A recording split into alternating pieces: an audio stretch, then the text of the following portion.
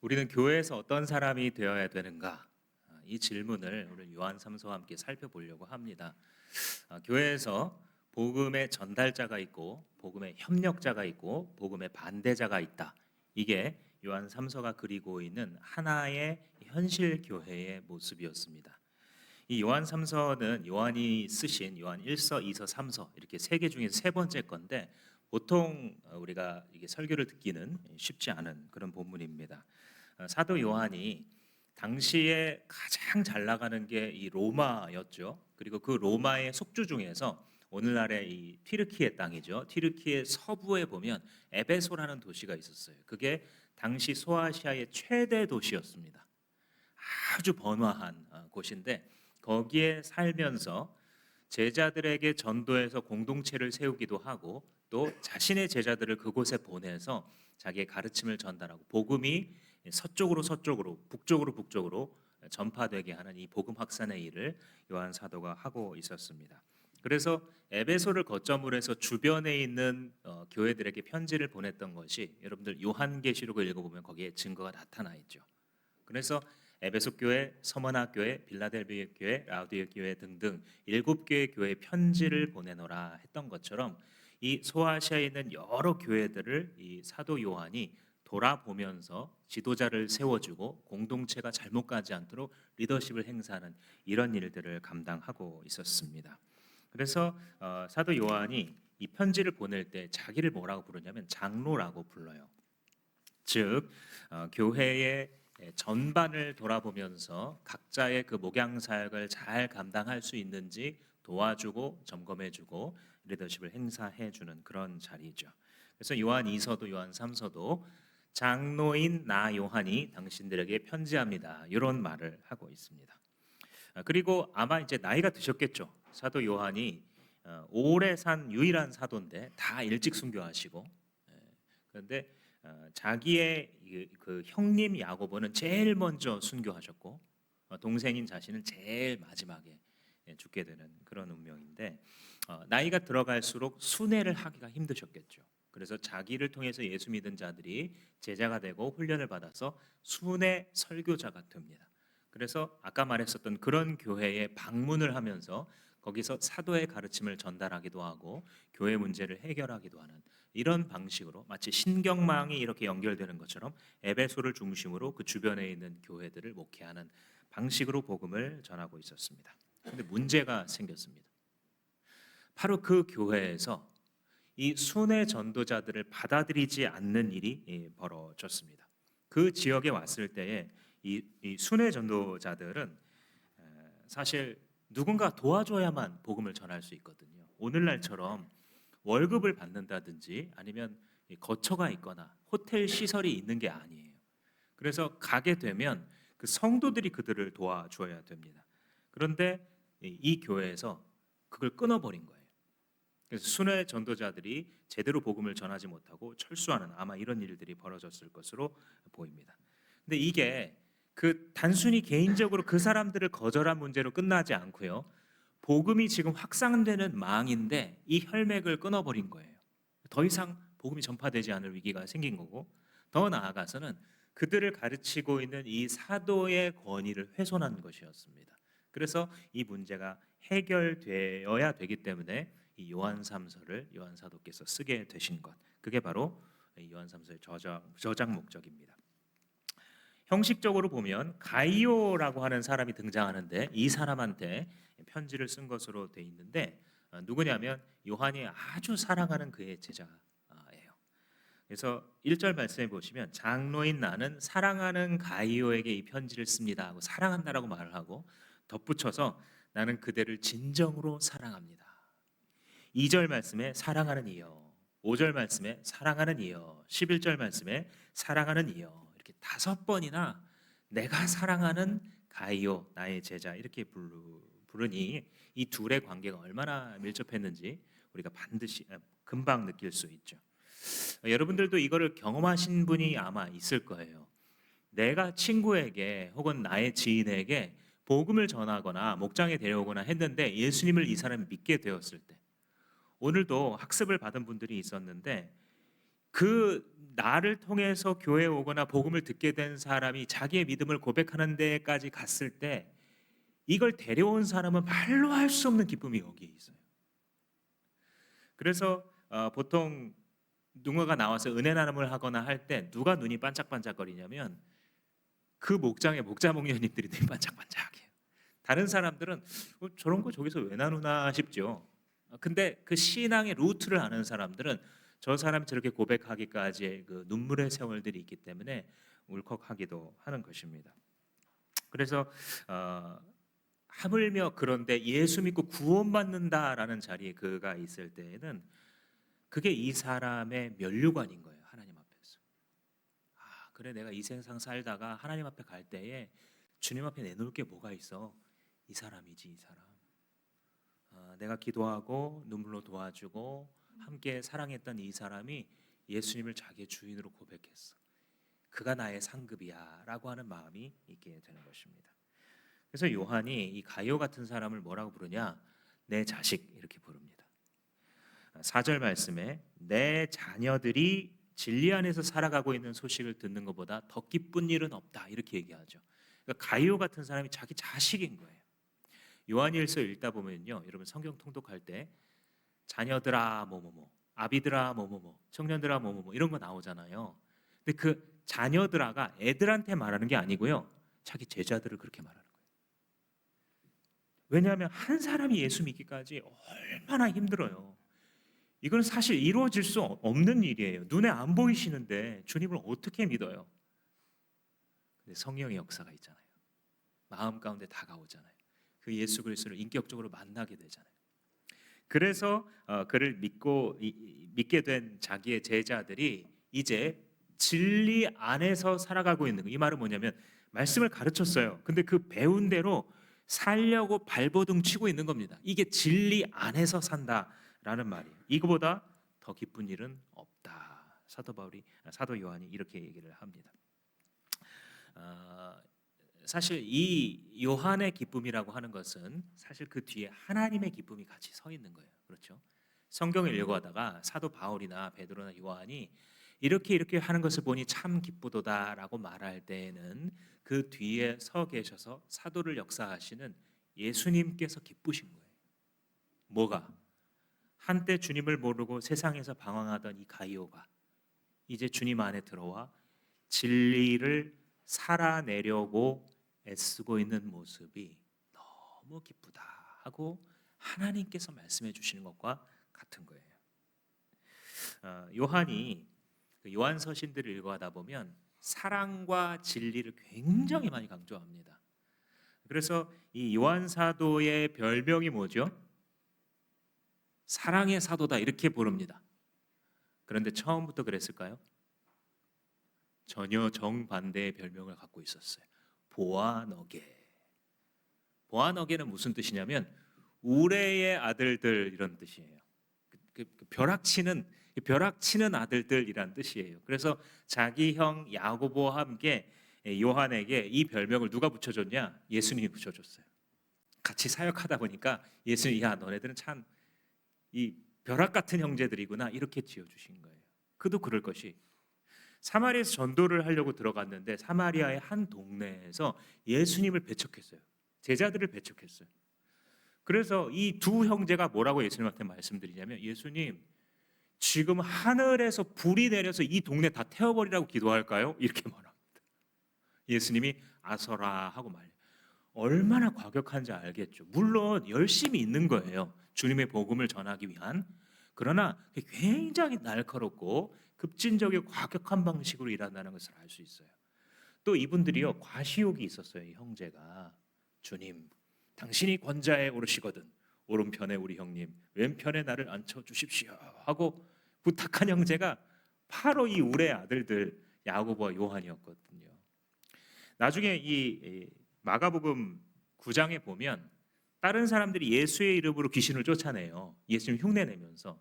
근데 예수님을 따라오진 않았거든요. 이 사람들이. 그래서 이 형제가 또 손을 들어요. 예수님 저 사람들 지금 불법으로 야매로 귀신 쫓고 있는데 못하게 금지할까요? 그러니까 예수님이 아서라 하고 또 말려요. 내 이름으로 귀신을 쫓아내고 즉시로 나를 반대할 자는 없다 하고 예수님 열어주시죠. 무엇입니까? 이 두 형제는 급진적이고 과격한 열정 만땅의 사람들이었어요. 그런데 그런 요한이 뭐가 됐다고요? 사랑의 사도가 됐다고요. 이 A 지점과 B 지점은요 별 연관이 없어 보여요. 과격한 남자 요한과 사랑의 사도 요한은 전혀 닮은 게 눈꼽만치도 없어 보여요. 그런데 예수님과 동행하면 이런 일이 벌어지는 거예요. 그래서 여러분 자기를 포기하면 안 돼요. A 지점에서 B 지점으로 가는 거 불가능한 게 맞는데, 왜냐하면 사람은 안 변하니까. 근데 예수님이 하시는 거예요. 그리고 내 옆에 있는 사람 포기하면 안 돼요. 물론 불가능하죠. 저 사람 저 성격 고쳐 먹을 수 있을까 싶죠. 근데 예수님이 함께 계시면 기적이 일어나는 거예요. 사람이 바뀌는 거예요. 과격분자가 사랑의 사도가 되는 일이 예수의 사랑하시는 제자 요한에게 일어났던 그런 일입니다. 그래서 이 한때 과격하셨던 이 요한 사도가 쓰는 서신들을 보면 정말 한 줄 건너 한 줄 사랑 얘기를 한다니까. 요한일서 제가 상상해 봤어요. 12 제자가 이제 나중에 모이셨을 때 서로 막 웃으면서 농담했을 수도 있을 것 같아요. 요한 사도님 사랑이요? 한때 그 형제의 모습을 기억하면서 야, 참 많이 크셨습니다. 많이 성숙해지셨습니다. 이렇게 한바탕 웃지 않았을까? 천국 가면 물어보고 싶습니다. 그 요한일서는 말끝마다 사랑을 붙이시는데 하나님은 사랑이시다. 우리가 서로 사랑하면 우리는 하나님을 아는 것이고, 우리가 서로 사랑하는 마음을 포기하면 우리가 하나님을 알지 못한 거다. 이 전체 내용이 그거예요.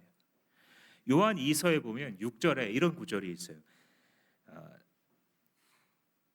사랑은 다름이 아니라 하나님의 계명을 따르는 것이다. 그러니까 내가 하나님 사랑합니다, 내가 하나님 진짜로 죽도록 사랑합니다 라고 말할 때 진짜 하나님 사랑하는지 어떻게 아냐면 하나님의 계명을 지키려고 애쓰고 있으면 그게 하나님을 사랑하는 거예요. 이거 요한 사도가 가르쳐 주셨는데 사실 예수님이 하신 말씀이에요. 요한복음에 보면 너희가 나를 사랑하면 내 계명을 지키리라 이렇게 말씀하셨어요. 선생님이 내가 되게 존경하고 사랑하는 선생님이 뭔가를 이렇게 말하면 그거 따르잖아요. 그죠? 근데 뭔가 마음에 안 들고 존경스럽지도 않고 되게 모순덩어리 투성이면 뭐 말하면 일단 의심부터 해요. 무슨 저희가 들어있을까? 그죠? 그런데 우리가 주님을 사랑하는 것도 그런 것 같아요. 믿음이 크지 않고 이런저런 의심이 있으면 말씀을 아무리 읽거나 배워도 사실 그냥 모든 거에 다 퀘션을 붙이고 봐요. 일단 근데 이건 말이 안 되잖아. 근데 왜 하나님은 선하신데 왜 세상에 악이 존재? 이러면서 끝없이 질문을 합니다. 그래서 여러분 이성적으로 답을 많이 해가는 거 필요한 일이지만 결정적인 믿음의 반전은 어디서 일어나냐면 인격적으로 주님과 조우할 때 이루어져요. 여러분들의 기도 제목이 그것이어야 돼요. 예수 그리스도를 인격으로 부딪혀 알게 해달라고. 친구가 친구를 사귀는 방식으로. 처음에는 그의 이름을 알고 그가 좋아하는 걸 알고 그가 싫어하는 걸 알고 그의 버킷리스트 어디 가보고 싶어 하는지 알고 그러다 보면 얘기하는 게 좋아지고 이 사람 눈에 안 보이면 이 사람 뭐 하고 있을까 싶어지고 더 친해지면 이거 맛있는 거 이 사람과 같이 먹고 싶은데 떠오르는 우리가 예수 그리스도를 믿어가는 방식이 그런 방식인 거예요. 예수 그리스도와 한참 떨어져서 지내다 보면 나 예수님 만나야 되는데 예수님과 사귀어야 되는데 뭔가 잘못된 길로 인생이 가고 있는 것 같다가도 맞다 예수님 손을 놓쳤어. 주님 손 잡고 한 걸음씩 걸어가야 되는데 돌아오고 싶은 마음 그게 예수님을 만나고 그와 함께하는 거예요. 그래서 그를 사랑하면 그의 계명을 지키게 되는데 여기서 한번 잘 주목해 보세요. 예수님을 사랑하면 예수님의 계명을 지킨다 그랬잖아요. 근데 그 예수님의 계명의 핵심이 뭐냐면 또 사랑하라예요. 그래서 이 진리에 순종하는 것과 사랑이 불가분의 관계에 있어요. 왜냐하면 정말 이 주님을 사랑하는 사람은 진리에 순종해야 되는데 그 진리에 순종하는 것의 핵심이 사람을 사랑하는 거예요. 그래서 하나님 사랑과 사람 사랑은 별개가 아니다 그랬죠. 진리를 따르는 것과 진리를 주장하는 것과 주님을 사랑하는 것은 별개의 문제일 수 없어요. 그런데 우리는 자꾸 이걸 분리해요. 그죠? 막 진리 막 지정하면서 우리 안에 사랑이 너무 없는 거예요. 그죠? 은혜롭게 합시다 그러면서 진리가 너무 없어요 그 속에. 그러나 주님께서 가르치시는 방식은 이 두 가지가 주 안에서 하나예요. 그래서 요한이 지금 뭘 보고 있냐면 가이오가 진리 안에서 살아가고 있다라고 말하잖아요. 그게 뭘 보고 알 수 있었냐면 가이오가 사랑으로 섬기는 것을 보고 알았던 거예요. 네가 진리에 순종하는 것을 보니 내가 참 기쁘다. 그런 다음에 무슨 말을 하냐면 낯선 사람들을 환대하고 대접하는 얘기를 딱 꺼내요. 그죠? 그래서 진리에 순종하고 진리 안에서 살아간다는 것이 결국은 하나님께 주신 사람들을 환대하고 사랑해 주려고 애쓰는 이 노력, 이것을 보고 그의 신앙을 인정해 주게 되는 것입니다. 근데 이 가이오가 누구를 사랑했느냐? 누구를 사랑했느냐? 낯선 신자라고 표현이 되어 있어요. 이 낯선 신자는 당시에 순회 전도자들을 말합니다. 이 순회 전도자들은 도움이 꼭 필요하다 그랬죠. 당시에 이 로마 시대 여관이 없는 건 아니에요. 그렇지만 불결하고 부도덕적인 장소이고 위험한 장소였어요. 여러분들 그 유럽의 유스 호스텔 이런 데 잘못 갔다가는 빈대가 옮아서 집까지 따라오잖아요. 당시는 어땠겠어요? 2000년 전에 소독의 개념 이런 거 별로 없었던 시절에 엄청났겠죠. 그게 여관이어서 조금 품격 있는 사람들은 여관에 자는 일이 없어요. 당시의 사람들도. 그런데다가 보통 이곳이 이제 술을 마시는 장소가 됩니다. 여관이 사람들이 모여들고 거기서 매춘이 벌어지고 매음굴이 되는 이런 것이 여관이라는 장소였습니다. 그리고 도둑이나 강도가 들어와도 속수무책이었어요. 보안의 개념 이런 것이 없기 때문에 그런 장소가 여관이라서 요한이 파송한 이 형제 자매들이 그 지역에 새로 와서 지낼 때에 성도들이 자기 집으로 모셔드리지 않으면 사역을 계속할 수 없는 거예요. 이분들이 아무리 성령 충만하고 아무리 주님의 사명을 따라 살겠다라고 해도 복음의 협력자 된 사람이 없으면 그 복음의 사역이 거기서 중단되게 되어 있는 거예요. 그런데 누가? 가이오 같은 사람이 그 사람들을 자기 집으로 들이는 거예요. 섬기는 거예요. 먹고 잘 수 있도록. 하루 이틀 있었던 게 아니에요. 이 순회 설교자들은 적어도 몇 주에서 몇 달. 사도 바울의 예를 들자면 길면 6개월에서 1년도 머물렀어요. 순회. 그게 어떻게 가능했느냐? 가이오 같은 사람들이에요. 가이오가 이 사랑을 베풀어 주는 것을 보고 진리라고 말한 이걸 여러분들 기억하셨으면 좋겠는데 사랑이라고 하는 것은 삶으로 나타내어진 진리다라는 것을 알 수 있어요. 한번 따라해 보실까요? 사랑은 삶으로 표현된 진리이다. 그 사랑하는 줄 어떻게 아느냐? 삶에서 이 사람이 진리를 아는지 어떻게 아느냐? 삶에서 사랑하는 모습을 보면 이 사람이 진리에 순복한 사람이구나. 진리 앞에 복종한 사람이구나를 그제서야 알게 돼요. 예수님이 하나님 나라 곳곳마다 얘기했잖아요. 하나님이 다스리신다는 거 그거 뭘로 알 수 있느냐? 사랑하는 모습을 보면 알 수 있어요. 그래서 이 사랑은 하나님 나라의 진리가 옷을 입은 형태예요. 주님의 진리, 주님의 다스리심, 주님의 통치. 이게 뭐 처음에는 멋있지만 이게 뭔가 어떤 모습인가? 사랑으로 수고하고 애쓴 모습을 보면 거기에 하나님 나라가 임해 있다라는 것을 알 수 있어요. 가요가 바로 이 일들을 잘 감당했어요. 5절 말씀해 보시면 사랑하는 이여 그대가 낯선 신도들을 섬기는 일을 무엇이나 충성스럽게 감당하였습니다. 그랬죠. 근데 가만히 현실적으로 생각해 보시면 가이오가 혼자 했을까요? 이 일을? 당시에 이 에베소에 있는 이 교회들은요 다 가정교회였어요. 우리가 생명의 삶에서 쳐다보는 것처럼 전문 예배당 건물이 없잖아요. 그러니까 가이오 같은 사람이 자기 집을 헌신해서 오픈하는 거예요. 그럼 거기 모여서 같이 주님을 예배하고 삶을 나누고 떡을 떼는 그런 일들을 했던 겁니다. 그러니 이 가이오 안에 있는 우리로 말하자면 목장 식구겠죠. 여러 사람이 같이 협력해야 이 순회 전도자들을 도와줄 수 있는 거예요. 왜? 순회 전도자는 혼자 오는 법이 없어요. 항상 2명 이상이 같이 다니고 집단일 때도 있습니다. 어떻게 한 사람이 감당해요? 아마도 여러 형제 자매들이 힘을 합해서 사랑으로 이들을 돕는 사역을 했을 것으로 보입니다. 그걸 보고 요한은 너무 기쁘다고 하나님의 기쁨을 표현한 것입니다. 그래서 이 요한 사도가 사실 요한 3서를 시작할 때 이 3가지를 축복했던 거예요. 하나는 너 안에 평안이 있기를 축복하고, 두 번째로는 네가 하는 일이 뭐든지 다 잘 되기를, 그러니까 형통의 축복이죠. 세 번째로는 네가 건강하기를 축복한다 그래요. 이 사람을 하나님이 지켜주시고 건강해 주시는 거죠. 그래서 또 유명한 설교자들 가운데는 이게 삼박자 축복이다. 삼박자 축복을 구하자. 하나님께서 우리가 하는 모든 일들에 평안을 주시고 형통을 주시고 건강을 주시기를 구하면 하나님께서 우리에게 주신다고 많은 것을 가르쳤어요. 그러니까 하나님께서 그런 축복을 주신다는 것은 맞는데 요한 3서의 배경을 가지고 이걸 배워야 돼요. 그냥 무조건 삼박자의 축복, 200살까지 사는 건강을 얻은들 그게 하나님 나라랑 무슨 관련이 있겠어요? 주의 진리에 순복하지 않는다면.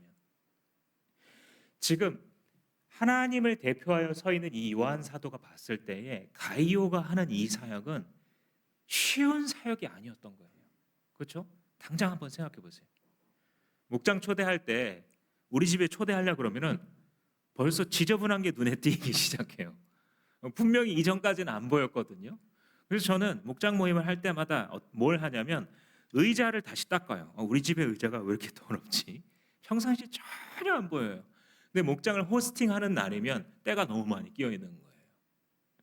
수고가 들어갑니다. 사람들을 섬기고 그들을 먹이고 그들을 재우기 위해서. 근데 그 일을 하면서 모두가 또 인정해 주는 게 아니거든요. 때로는 보이는 열매가 없어요. 그래서 너무 지치고 힘들죠.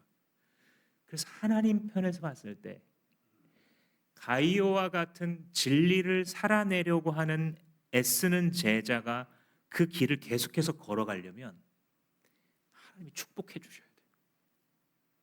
하나님이 축복해 주셔야 그 길 계속 갈 수 있어요. 그래서 담대하게 축복하는 거예요.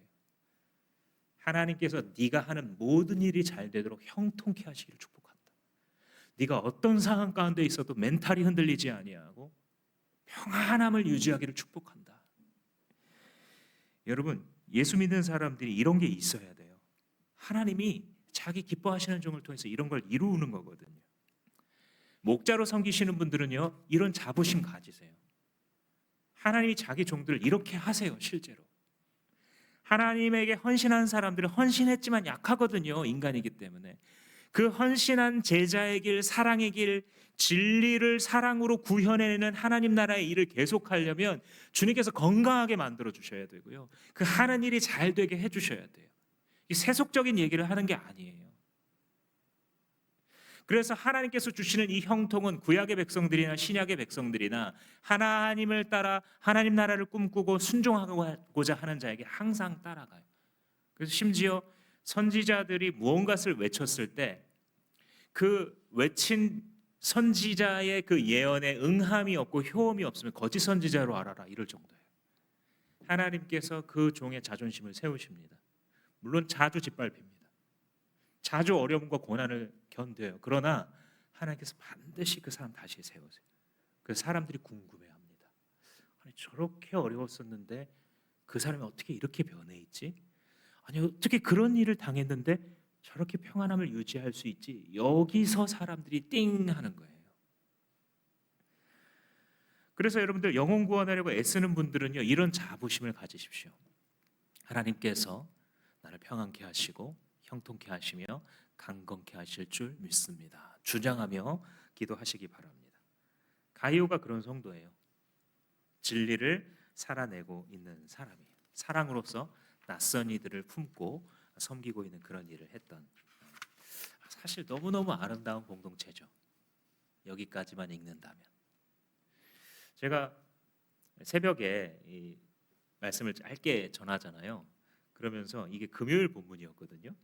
금요일 날 이 가이오에 대해서 막 얘기하면서 정말 아름다운 교회 막 떠오르고 그랬어요. 그 다음 날 토요일 본문을 이렇게 넘겼는데 전혀 다른 사람이 등장하는 거예요. 그 사람의 이름이 디오드레베입니다. 벌써 이름이 좀 그렇죠. 가이오랑 디오드레베. 이 디오드레베라는 사람은 정반대 같은 교회에 있었는데 정반대의 길을 보여준 사람이에요. 이 디오드레베에 대해서 사도 요한이 평가하는 평가가 다 한 줄로 뭐였냐면요. 으뜸이 되기를 좋아하는 디오드레베. 많은 평가를 할 수 있어요, 이 사람에 대해서. 근데 이 사람이 살아가는 삶과 사역에 대해서 한마디로 말하자면요. 으뜸되기를 좋아하는 사람 이렇게 얘기했어요. 이 사람은 교회 리더였을 겁니다. 영향력이 있는 사람이에요. 그러니까 이제 뒤에 보시면 교회에서 누구를 쫓아내고 못 들어오게 하고 이런 걸 할 수 있잖아요. 지도자예요, 이 사람이. 9절 말씀해 보시면 내가 그 교회에 편지를 써 보냈습니다. 그런데 디오드레베는 우리를 받아들이지 않았습니다. 무슨 말이냐면 편지를 전달해서 갔어요. 요한의 제자가. 안 받는 거예요. 우리로 말하자면 목장 식구들한테 보여주지도 않는 거예요. 그걸 싫어해요. 왜? 자기의 권위가 최고가 되어야 되는 것입니다. 그래서 그냥 이 요한이 보낸 그 형제들을 안 받아들이는 정도가 아니고 악한 말로 헐뜯었다 이렇게 되어 있어요. 더 나아가서 장로인 요한이 사도인 요한이 그들을 돌봐야 되는 그 권위도 훼손하는 이런 방식으로 그리고 환대하려고 하는 이 가이오 같은 형제들을 핍박해가지고 쫓아내도록 환대하지 못하도록 그래서 이 사람들이 교회에 들어오지 못하도록 하는 이런 일을 했다라는 거예요. 왜 그랬을까요? 분명히 교회 안에 있고 분명히 사역을 하는 사람이었을 거예요. 이런 사람이 교회에 존재할 수 있나? 여러분 어떻게 생각하세요? 존재할 수 있나요? 존재할 수 있더라고요. 그래서 두렵고 떨림으로 신앙생활을 해야 되는 거예요. 교회 내에서 이 디오드레베 같은 사람은 자기의 영향력을 드러내고 싶은 욕구가 있어서 자기를 사람들이 평가해 줄 때에 높은 평가를 받기 원하고 자기의 영향력이 사람들한테 받아들여지는 것을 되게 중요시합니다. 그러면 이것이 무엇으로 연결되냐면 사도 요한이 보낸 신실한 형제 자매들이 오잖아요. 그러면 자기를 쳐다보던 사람들이 이 사람을 쳐다보는 거예요. 이게 싫은 거예요. 그래서 그 신실한 형제들이 이 교회 공동체에 들어오는 것이 자기에게 위협을 가져다 주는 외부의 위협, 외부의 세력이 되는 것입니다. 그래서 이것을 그 지위를 유지하기 위해서 그 사람들을 받아주지 않고 심지어 사도 요한까지도 비방하는 데까지 간 거예요. 정말 두려운 일이에요. 디오드레베가 된다는 것은. 디오드레베는 지금 진리를 살아내기 위한 사역을 한 게 아니에요. 디오드레베는 자신의 교만의 배를 채우기 위해서 사역했던 거예요. 가이오와 정반대의 사람이에요. 근데 제가 이 금요일 본문인 8절까지와 토요일 본문인 9장 이후를 이렇게 읽으면서 새삼 깨달아지는 사실이 있는데 이게 되게 충격적이었는데 그게 뭐였냐면 두 사람이 한 교회에 있는 사람이네라는 묵상이었어요. 금요일 날에 묵상할 때는 와 정말 귀한 가이오와 그의 공동체 이런 생각을 했고 9절부터는 정말 형편없는 사람을 뭐 못 들게 하고 쫓아내고 뭐 어떻게 해? 근데 이게 같은 교회예요. 한 교회 안에 디오드레베족과 가이오족이 함께 있을 수 있더라고요. 그래서 참 현실적인 묘사로 보여졌어요. 그래서 하나님께서는 가이오와 같은 신자에게 평강을 주셔야 되는 거예요. 그래서 그를 강건케 해주시고 가이오가 하는 일이 잘 풀림으로써 그의 손을 들어줘야 되는 거예요. 하나님이 복 주실 수밖에 없어요. 사도 요한이 성령의 권위로 가이오에게 이렇게 권면합니다. 우리 11절 말씀 같이 읽을까요? 시작. 사랑하는 이여 악한 것을 본받지 말고 선한 것을 본받으십시오. 선한 일을 하는 사람은 하나님에게서 난 사람이고 악한 일을 하는 사람은 하나님을 뵙지 못한 사람입니다. 이 말을 하는 사도는 양가 감정이 있을 거예요. 가이오를 정말 잘 세워주고 싶은 마음. 그러나 또 한편은 이 말을 하는 게 가슴 아팠을 거예요. 왜냐하면 디오드레베가 교회 안에 형제잖아요. 그런데 악한 것을 본받지 말라 그러잖아요. 그에게 주신 리더십 롤이 이걸 분별해야 되는 롤이 있기 때문에 이 말을 하지만 그의 마음은 많이 아팠을 겁니다. 우리가 교회에서 신앙생활 할 때에도 이 말을 할 수밖에 없어요. 이런 모든 것을 다 따라하고 본받지 마세요. 선한 것을 본받으십시오.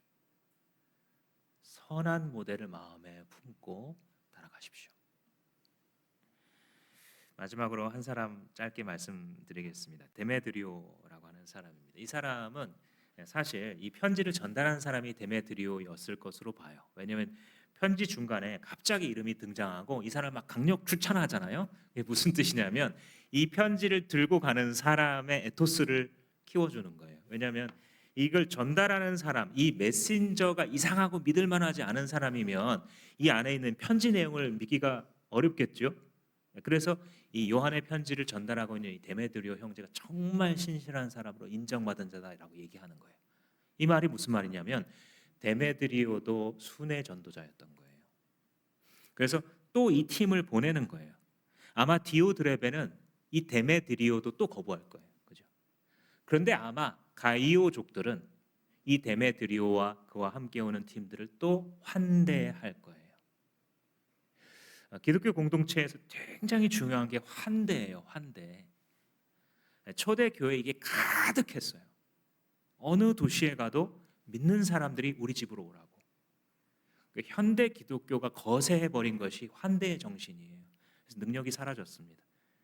사람과 사람이 관계할 수 있는 그 관계 능력의 훈련이 아주 미천해진 이유가 환대의 정신을 잃어버렸어요. 낯선 사람들, 내가 아직 잘 모르는 사람들에 대해서 일단은 마음을 열어놓고 축복하는 마음, 그에게 필요한 것들을 공급하고자 하는 이 마음, 우리 교회들이 회복할 수 있어야 됩니다.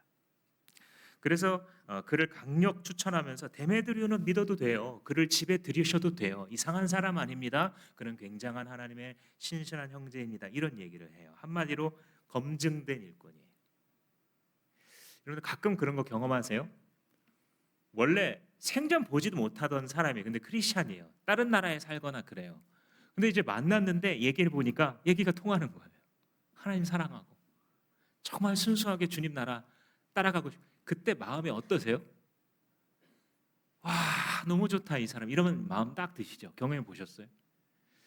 데메드리오를 대하는 이 동역자들의 마음이 아마 그랬을 거예요. 아, 이 사람 진리를 살아내려고 애쓰는 사람이구나. 이 사람 진리의 협력자구나. 이 사람 진리의 전달자구나라는 것을 느꼈을 때 마음이 너무너무 신실해요. 그러니까 보세요. 이게 얼마나 아름다운 팀인지. 가이오는요, 한 곳에 정주해서 살면서 진리를 살아내고 있어요. 근데 데메드리오는 하나님의 부르심 때문에 이곳에 갔다가 저곳에 갔다가 다니면서 진리를 살아내고 전파하고 있어요. 그런데 또 나이가 든 요한 선생님은 영적 리더십을 행사해서 선악을 분별해주고 일꾼을 세워주고 교회를 보호해주는 리더십을 행사하고 있어요. 너무 아름다운 팀이죠. 하나님께서 세우신 너무 아름다운 오케스트라죠. 자기 부르심과 자기 각자의 처지를 따라 능하신 손 아래 겸손하여 서로 사랑하는 아름다운 공동체를 만들어가는 정말 멋진 동역자들이에요. 여러분 교회가 이렇잖아요. 세상의 교회랑 비교할 수 있는 게 없어져요. 교회가 교회다우면 교회만한 것은 세상에 없는 거예요. 예수님의 몸이니까요. 어떤 한 분의 간증을 소개하면서 말씀을 마치려고 합니다. 제가 아는 어떤 교회에서 한 목사님이 한 10년 가까이 사역하시다가 하신 간증인데 마음이 울리더라고요. 이 간증을 접하면서 이분이 이제 남편이 먼저 가정교회 비전에 동의가 돼서 야 우리 이거 섬기자 하고 아내를 끌고 들어갔는데 처음에 이 아내가 마지못해서 그냥 목렬을 했대요. 그러면서 이제 10년 가까이 목장을 섬겼는데 사역을 하다 보면 참 귀한 일들도 많이 있었지만 사람들이 때로 교회를 나가더래요. 목장을 나가더래요. 그때마다 너무 힘들다는 거예요. 사실 목사님들도 그렇거든요. 이 면역이 없어요. 면역이. 이 지체가 떠나가면 여기에 느껴지는 그 아픔이 몇 번 겪고 나면 괜찮은 게 아니고 그냥 계속 아파요. 그러니까 목자님들이 이걸 같이 알고 공유할 수 있다는 사실도 가정교회의 큰 아름다운 매력인 것 같아요. 이분들이 그걸 겪은 거예요. 신실하게 사역은 했지만 사람들이 떠나가고 목장 안 나올래요 할 때마다 여기 이제 비수가 꽂히는 것 같은 거예요. 근데 그 중에 근래에 한 우울증을 겪고 있는 자매를 잘 섬겨줬어요. 이 남편과 아내가, 이 목자 목녀님이. 그래서 이 참 힘들어하는 이 자매와 그 남편을 정말 지극정성으로 돌보고 기도해주고 어려우면 찾아가는 일들을 반복했습니다. 근데 그렇게 섬기던 와중에 이 목녀님의 친정 아버지 어머니가 동시에 암 진단을 받았어요. 그래서 평상시라면 좀 더 목장 식구들을 챙길 수 있을 텐데 이 병원 갔다가 저 병원 이 검사했다 저 검사했다 해야 되니까 병원 바닥에 살고 있는 거예요. 근데 그때 마침 이렇게 정성으로 섬겨줬었던 이 우울증 걸린 이 자매가 남편과 함께 교회를 떠나버렸어요. 큰 상처를 입었습니다. 그래서 이 너무 실망한 이 목녀님이 자기 목사님한테 기도를 부탁하면서 문자로 편지를 보냈어요. 근데 뭐라고 보냈냐면 목사님 저를 위해서 이렇게 기도해 주세요. 하나님 마음이 병든 자를 고치시는 주님의 능력을 보지 못한다면 나는 이제 목장 못하겠습니다. 한 명이라도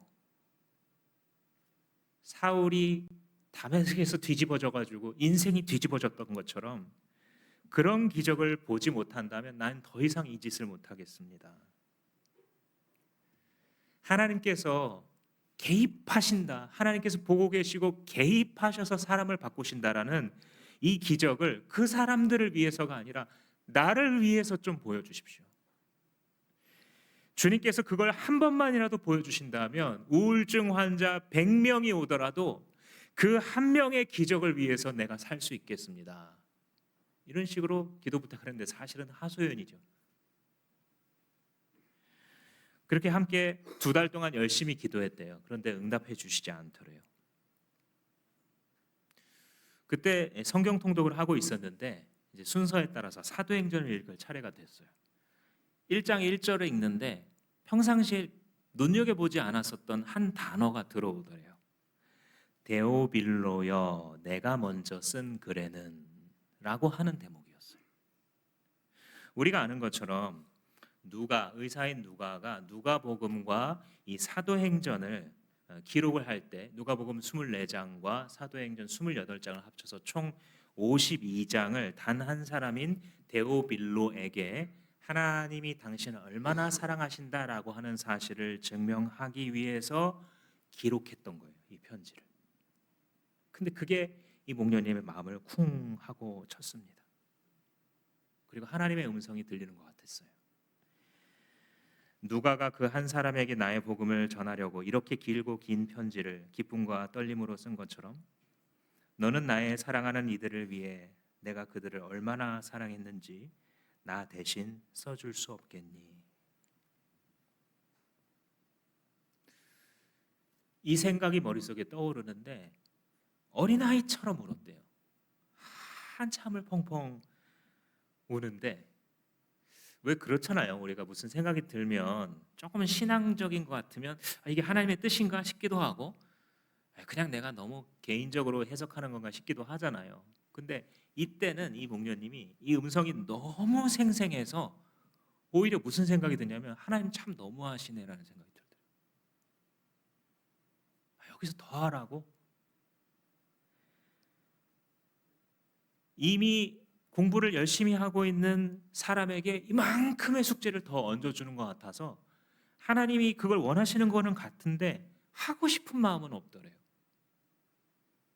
그래서 하는 수 없이 그냥 마지못하는 마음으로 순종한다고 편지를 쓰기 시작했는데 한 달 동안 편지를 쓰게 되더래요. 근데 그 과정에서 정말 다양한 유혹과 시험을 받게 되었는데 이제 안 써야겠다라고 하는 그런 유혹을.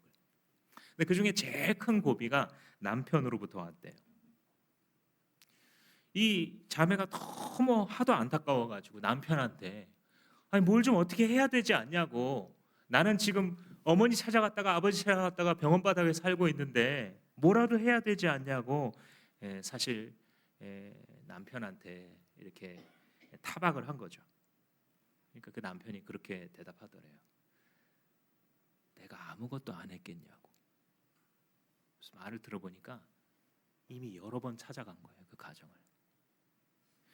남편이 퇴근하는 길에 이 자매의 집에 들리려면 한참 고생을 해서 가야 되는데 그거를 들려서 문을 두들겼는데 문을 안 열어주는 거예요. 잔다고 다음에 오라고 그냥 보내고 문전박대를 이미 여러 번 하고. 이 사실을 들은 이 아내가 거기서 화가 났어요. 지금 이 남편이 이렇게 바쁜 중에 고생하면서 찾아갔는데 사람들이 정말 해도 너무하지 이제는 정말 안 해야겠다 이런 감정이 막 올라오더래요. 정말 이제는 참을 수 없겠다 그랬는데 옆에서 남편이 이렇게 얘기하더래요. 자기야 그거 다 사단이 그러는 거 알잖아. 그래서 참고 편지를 계속 썼대요. 다 쓰고 보니까 47장을 썼더래요. 자기가 태어나서 쓴 글 중에서 가장 긴 글이었대요. 그래서 이 쓴 글을 가지고 그 집 앞에 찾아갔어요. 역시 문을 열어주지 않았어요. 그래서 그냥 집 앞에 편지를 놓고 왔대요. 놓고 오면서 하나님, 명절 때 가족들이 못 봤다가도 다시 모여서 얼굴 보는 것처럼 이 자매 가정 다시 보게 해주세요 하고 기도했는데 이 자매 가정에서 아무런 반응도 받았으면 받았다, 읽었으면 읽었다, 좋으면 좋다, 싫으면 싫다 한마디도 반응이 없더래요. 그런데 변화가 자기 속에 일어났어요. 이상하게 눈을 뜨고 있으면 사람이 인두껍을 뜨고 쓰고 어떻게 저렇게 배은망덕할 수가 있을까 원망스럽고 막 욕이 막 나오는데 그래서 이걸 이겨내려고 눈 감고 기도의 자리에서 무릎 꿇고 앉아 있으면 하나님이 생각나더래요. 하나님이 배반을 너무 많이 당했더래요. 이스라엘 백성들에게 하나님을 믿는다고 하는 사람들한테 늘 배반당하시는 하나님의 마음이 느껴져서 기도하려고 눈만 감으면 눈물이 나고 눈을 뜨면 그 사람들이 믿고